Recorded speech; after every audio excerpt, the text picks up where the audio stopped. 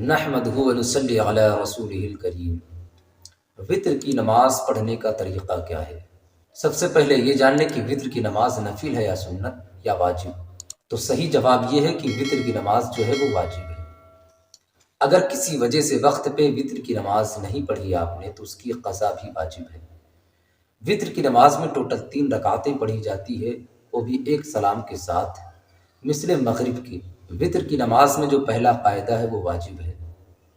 وطر کی نماز میں ٹوٹل 3 رکعتوں میں قرات بھری پڑھی جائے گی۔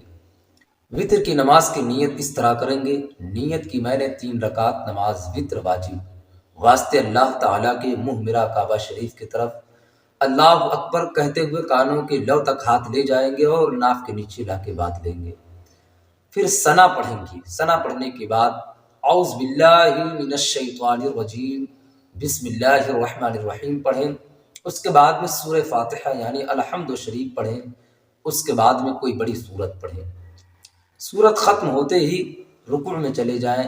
رکوع کرنے کے بعد سجدہ کریں۔ سجدہ کرنے کے بعد پھر کھڑے ہو جائیں، پھر سورہ فاتحہ پڑھیں گے، پھر سورت پڑھیں گے، پھر رکوع میں جائیں گے، سجدہ کریں گے، پھر قاعدے میں بیٹھ جائیں گے۔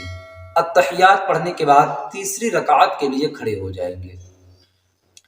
تیسری رکعت میں سورہ فاتحہ پڑھیں گے اور کوئی چھوٹی سورت پڑھیں گے۔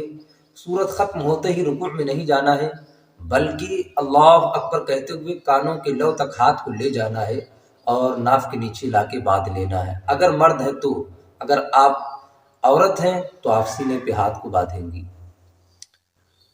ہاتھ باندھنے کے بعد دعائے قنوت پڑھنا ہے اس طرح: اللہم انا نستعینک ونستغفرک ونؤمن بک ونتوکل علیک ونثنی علیک الخیر ونشکرک ولا نکفرک ونخلع ونترک من یفجرک اللہم ایاک نعبد ولک نصلی ونسجد والیک نسعی ونحفد ونرجو رحمتک ونخشى عذابک ان عذابک بالکفار ملحق۔